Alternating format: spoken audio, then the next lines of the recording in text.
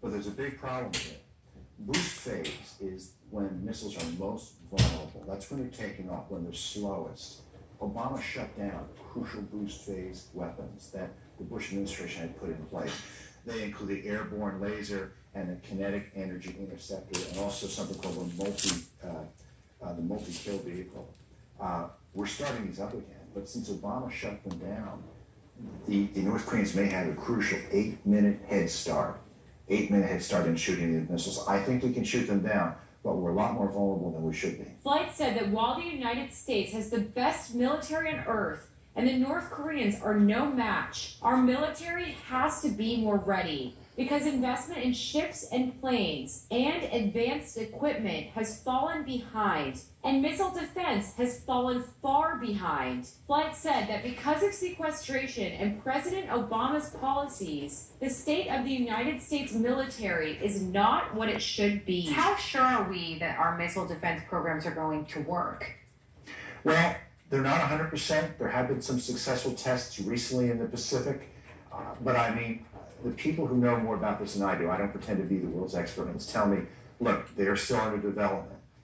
They're fairly reliable, but whether they're going to be 100% reliable in a situation where we try to shoot down an enemy missile, you know, when you do a test, you know the missile's being fired, you know where it's going, that's easy. But when an enemy fires a missile, you're not quite sure where it's going. There are some variables there that we have to take account of. Flight said that while critics of President Reagan mocked his strategic defense initiative and his desire to build a missile defense program in space, the president had great foresight. But what we have to do is we have to build missile defenses in space. President Reagan, he knew this in the 80s. That's the solution. It's the best way to shoot a missile down in its boost phase when it's slowest and most vulnerable. Now, the liberals say, well, that would be militarizing space. Space is already militarized because the missiles go through space. In addition, they're actually thinking now that we have to have some kind of a space corps to defend our satellites because we think the Russians and Chinese are going to start taking out our satellites. We have to start building space-based missile defenses very soon. Former director of the CIA, James Woolsey, said that while the United States needs to update their missile defense programs, there is an even greater risk than a ballistic missile or a nuclear warhead. Woolsey said Kim Jong-un keeps talking about and threatening the use of electromagnetic pulse and has been very explicit that he wants to go after America's electric grid. We have said in the Electromagnetic Pulse Commission that means probably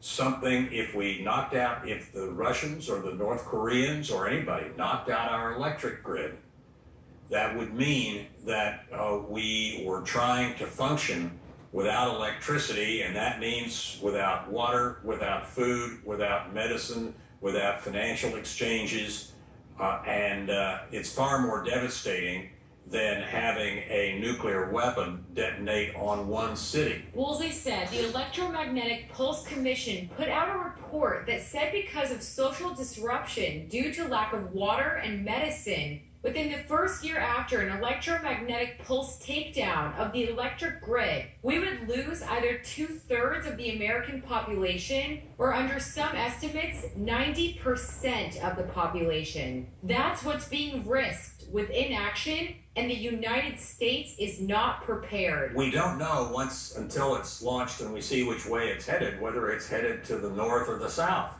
And if it's headed to the south, we don't have anything really that we can do about it, except to have shot it off the launching pad, killed it at the launching pad before it was launched. People are generally talking about this as if the only problem is a missile that is launched and has to zero in on a particular point in the United States or in the Pacific, and carries a nuclear weapon that will detonate at or above a specific point, a specific target. And that's one threat, and that would be terrible for whoever is at the target.